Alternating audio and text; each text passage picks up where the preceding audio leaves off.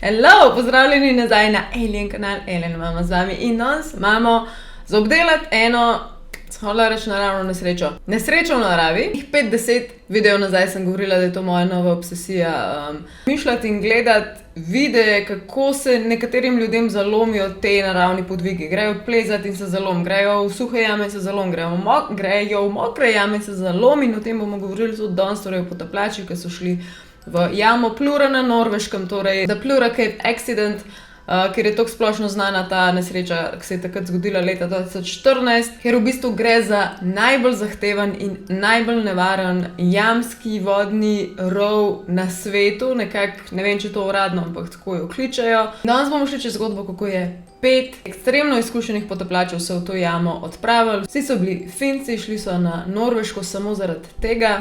In potop, ki naj bi bil dolg 5 ur, se potem spremenil v čisto katastrofo in niso prišli vsi ven. Na koncu doline Plurdalen izvira ful skrivnostno ena reka, tako kristal, reče se ji Plura. Sama reka je široka tam 35 metrov, če se pa odpravite prav v ta ribnik, to zajetje vode, ki jo tudi imenujemo Plura, pa potem počasi prijete do vhoda v to jamo in tam se lahko odpravite potem na to nevarno pot, oziroma upam, da ne boste šli, ker pač zdaj kaj si to ljudje delajo. Nagrada na koncu je ena izjemna, krasna, pisana jama. Ampak to je še vedno za tiste, ki se odločijo za lažjo in krajšo pot, potem se pa lahko tukaj pot šele konkretno zakomplicira, ker greš lahko naprej in greš lahko v ožje dele in greš lahko v veliko bolj smrtonosne dele in veliko bolj temne in globoke dele in mrzle dele. Mrzle zaradi tega, ker bomo zdaj v tem primeru govorili, ker so se oni to odpravili sred zime, torej pred dobesednih zmrznenih temperaturah so šli oni to raziskovati. Torej 5 Fincev se je odpravilo na dolgo pot svojemu, mislim, da je bil avtodom in so prišli počasi do Norveške in vsi so bili izkušeni, vsi so bili prijatelji že odprej, ker je zelo pomemben del te zgodbe. Oni so bili prijatelji med sabo, veliko so si pomenili in veliko so že skupaj doživeli. 6. februarja 2014, torej dva prva potapljača, niso šli vsi skupaj, pa je to večkrat bolj nevarno, ampak sta šla najprej dva in potem 3 za njima. Prva dva sta bila Jari U in Patrik. Jari U povem z ujem zaradi tega, ker sta bila 2 Jarija v tej skupini. To, ki je bilo ledeno tam, da so mogli z motorno žago izrezati v ledu, sploh tisti prvi trikotnik, da so lahko pot začeli in ta žaga je komaj prišla do konca globine ledu, kar pomeni, da je bilo ekstremen mraz. Drugi 3 potapljači ne bi nadaljevali pot po nekih 2 urah, šele ko se potem tista usedlina, ko je prve 2 potapljača sprošča, se usede vse, tako da voda ni kalna in da najdejo vhod v jamo. Imeli so ogromno opreme in ta oprema je zelo pomemben faktor, zaradi tega, ker takrat lahko odloča o tem, a boš preživel ali ne. Torej, topli neoprem, mislim, da neke vrste tudi ogreva ni dovolj, kisikovih bomb in vsega tega. In ko sta se prva potopila noč, sta bila ful srečna, voda je bila kristalno čista. Večina teh amaterskih oziroma srednje amaterskih potapljačev osredotoča na potope dolge od pol ure do 1 uro, ta potop je bil dolg, planirano dolg 5 ur, ok? Njihov cilj je bil Steinugle-Fluget, tle si res skoraj jezik polomaš, torej 5-urno potapljanje, da so prišli do globine več kot 130 metrov, imeli so pa tudi vodne skuterje, to je tista mehna napravca, da jih hitreje šporiva naprej. Torej, ko priješ tukaj na globino nekih 100 metrov, je treba razumeti, da rata ekstremno nevarno. Rovi so ful ozki, se pravi, že z vso to opremo ni nujno, da boš prišel čez, kaj šele, da naprimer raztrgonina obleke v tem primeru pomeni 100% smrt. Pa še 2 bolezni bi rada omela, ki jih takole oni doživijo tam in to je meni tako fascinantno sploh poslušati o tem.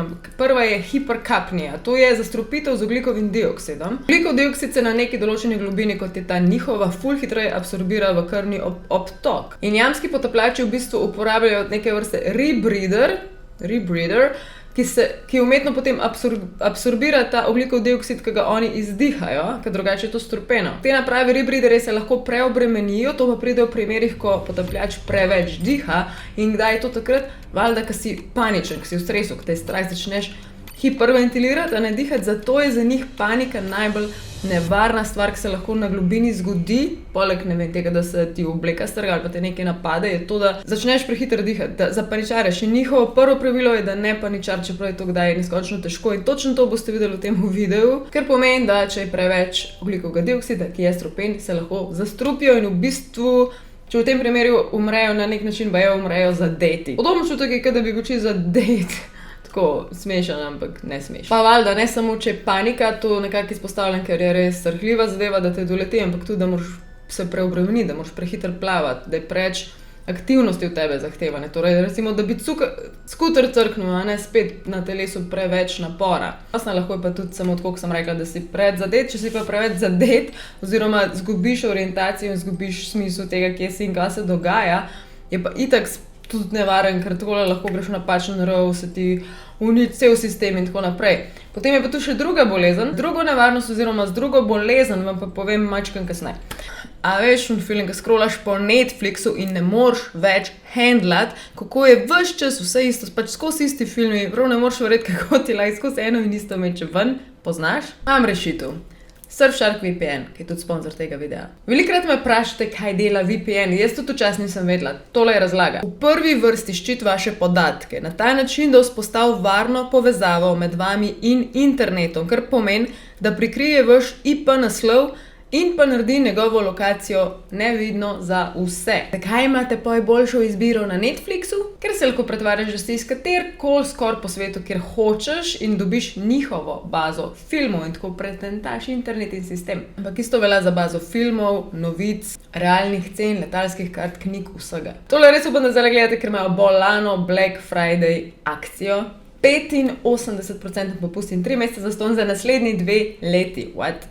Traja pa do 31. decembra. A ja, pa pazi to, za ceno za eno osebo lahko v bistvu to uporabljajo vsi na vseh napravah, ki jim to pač date. Teoretično vaša cela familija za isto ceno, za eno ceno. Poleg tega tudi blokira pop-upe, nadležne reklame in vse to. Če ti pa ne bo kul, je pa vračilo denarja v 30 dneh. Spodaj pod videom v opisu je link, klikneš ga, vtipkaš kodo Alenka in imaš ta popust.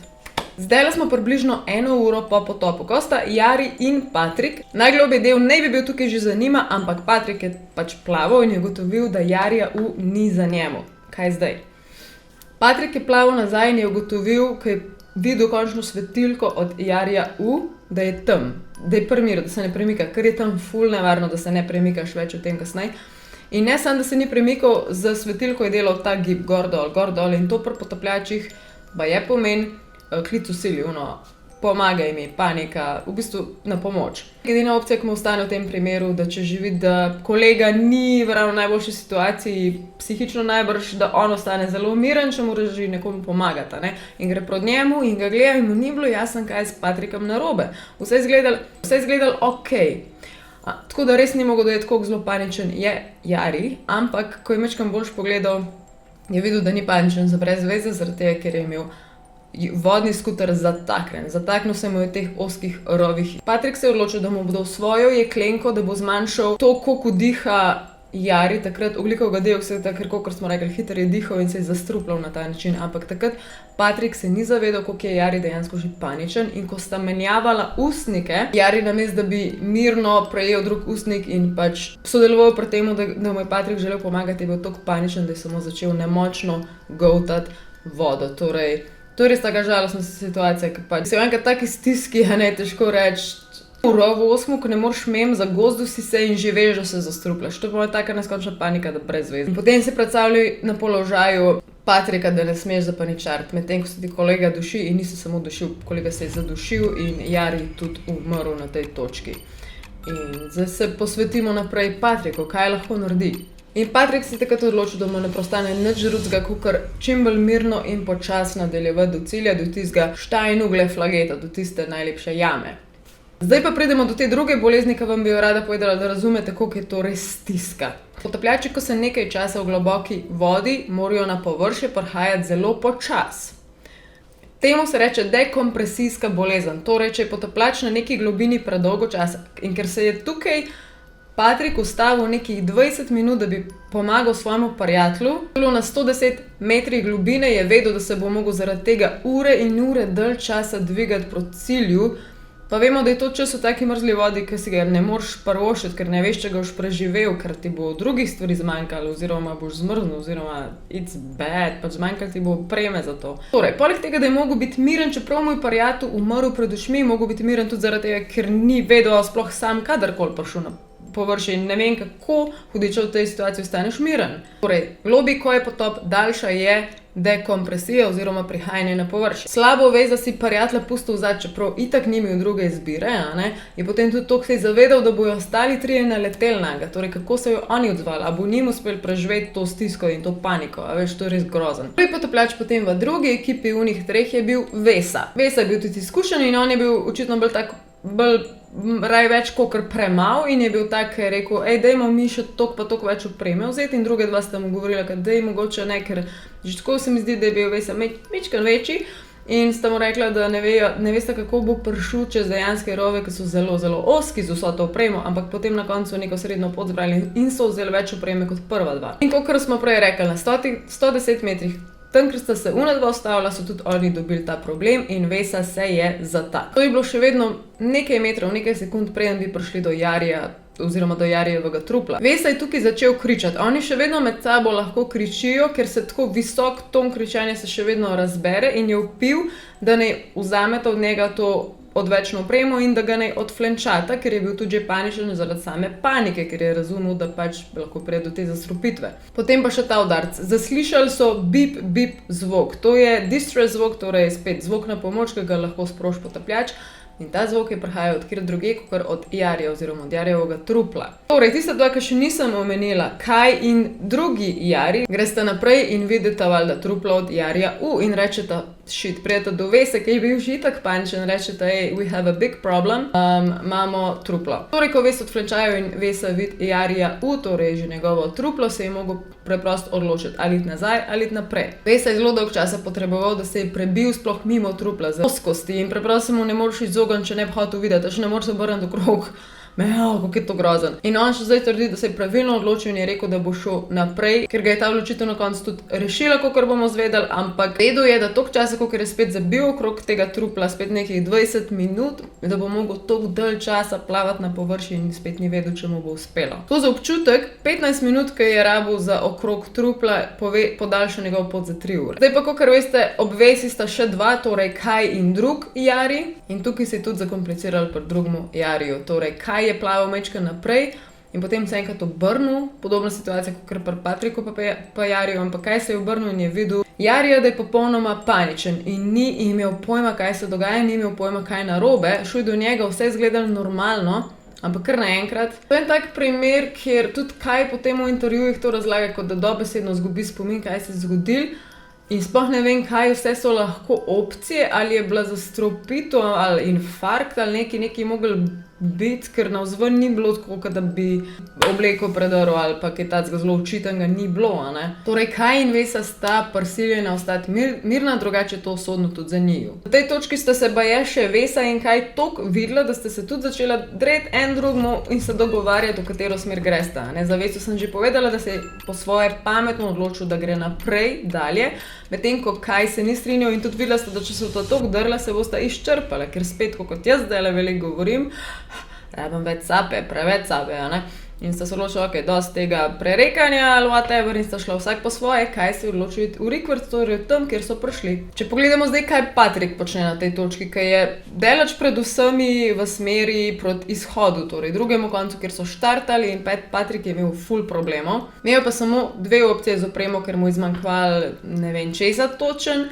in imel opcijo samo uporabljati eno ali drugo. Imel opcijo imeti prižgano lučko ali pa imel opcijo sam sebe ogrevati. In odločil se je za luč, želel je pač videti, kaj se dogaja, in tako, da je sploh lahko preživel, da se ni čist popolnoma podhladil, je mogel ves čas migati, ker je pa spet ni dobro za to, da se izčrpaš, in časih je kar plaval mačkan v krogu, ali pa se je naslonil v bistvu na steno jame in samo plaval tako z nogam, da se je v bistvu ogreval. Vesa je potem plaval neki ur za njemu, uro, 2, 3, ne vem, ampak je tudi že ful bil izčrpan, včasih ba je kar majčken za par sekund se polegel na teh najbolj ozkih delih jame. Da ne govorim tukaj, koliko taki potapljači res čutijo krivde, zaradi tega, ker se zavedajo ves čas, da so kolegi že mrtvi in da ne moreš nič narediti. Potem Kaj, pazi to, Kaj je imel nekako napisan, ne vem, ali ima uro ali kaj, da ima še 2 minuti kisika, da bi prišel ven za zdravo dekompresijo, bi pa rabil še 80 minut. Torej je bilo res brezupno stanje,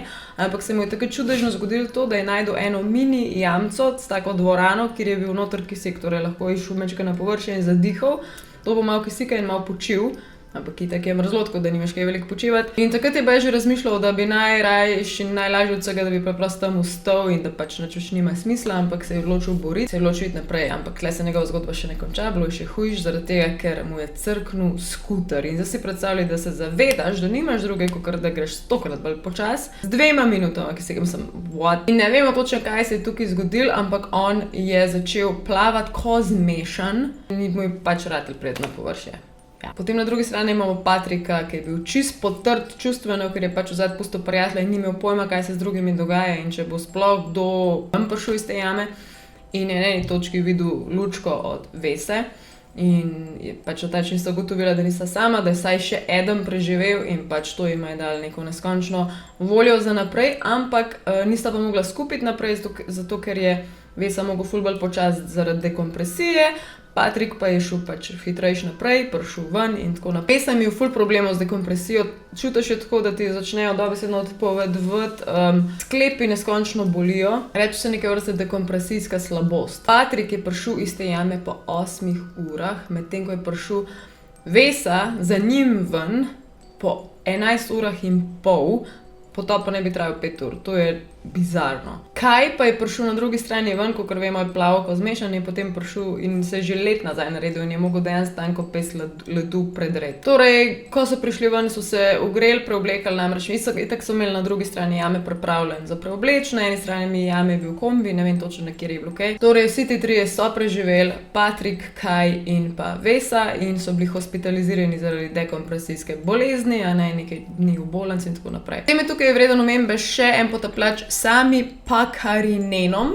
On je v času te nesreče imel lih potapljaški tečaj v Mehiki in oni med sabo so bili ful si blizu, oziroma mogoče ne toliko best friendi, kakor če daš toliko težkih potopov, čez imaš zelo neko tesno posebno povezanost in je tudi, ko je videl, ne vem, 10 neodgovorenih klicev, je vedel, kaj se dogaja, ker pač ne more biti nič drugega, nič dobrega. In ja, šlo se je, da oni, ko so prišli ven iz jame, so si rekli, v lifeu več ne dam glave pod vodo. Ampak, da imaš noter v jami ujeta trupla svojih tesnih prijateljev, svojih sopotapljačev, je baje to zelo težko dati čez, sploh če saj eni od njih so pač obljubili ženi od enega izmed jarjev, pripeljali tega bomo nazaj. In niso se mogli znebiti temi. In ta Sami Pakarinenom je klical enega angleškega potapljača in on angleški potapljač je že slutil, da ga najbrž hočejo prositi za pomoč, ker baje oni, da bi šli s njihovimi čustvi to početi, je nemogoče, ker je ekstremno nevarno, da vidiš tam prijatelja in te spet panika zgrabi in se spet začne zastrupljati, ne. Kaj so te potapljači potem naredili še bolj amazing, ne bom šla celo zgodbo govoriti, ampak dejstvo, da so si oni vzeli mesec ali 2 časa, po tih so vsi verjeli, da bojo prej slej šli nazaj noter v jamo, ker so skoraj vsi umrli, po njuna kolega, ker so obljubili pač eni izmed žena, dejansko to naredili čez neka 2 meseca, da so si vmes dali čas psihično oziroma žalovati in preboleti na nek način in potem iti noter in so baje to res opravili ko roboti, profesionalno, brez čustev. Pa ne samo, da moraš sebe prepeljati čez to jamo, ampak dejansko še 2 trupli, a ne, meni je to noro, pač res noro. Tako da, to sem samo še hotela povedati za konec. Ta zgodba je meni res amazing, nasploh take zgodbe, te nesreče, ki se zgodijo, so mi amazing. Kamu se folk teši, a ne, ampak se štekam, da imajo nekaj na tem, meni je to noro. Tudi njihov kodeks ne bi govoril, noben ne ostane zadej, a ne, tako da. Na nek način lepo, po drugi strani pa jaz ne bi hotela, da gre po moje truplo kdo, če je opcija, da ostane tudi on noter. Je pa dejstvo, da v teh primerih, če se taka grozna smrt nekje zgodi zelo pogosto, oziroma skoraj vseh primerih, te jame zaprejo, a ne, oziroma zazidajo, da noben več ne gre noter in verjetno niso želeli tudi, da se to zgodi, ker je najbolj kompleksen tak nor podzemen morski voden svet. Na koncu sem še opomnik za spodaj link in z mojo kodo Alenka nori popusti za Surfshark VPN. Na tej točki se pa jaz poslavljam, ker video je bil itak ekstremno dolg, pa vidim, da mi zmanjkuje časa za snemati, tako da. Upam, da se niste bali mojih obrvi, to so na svež narejeni, to se poje olub, ker to so puder, obrvi in pa bojo veliko bolj normalne, sem trenutno sem večkrat tako. Prva obrva dolenske, oziroma, ja. Dragi moji, pridni boste radi se imejte Alien Mama out, če mi bo ta video všeč, mi pokažite z lajki pa z komentarji. Alien Mama out, aj čau, baba.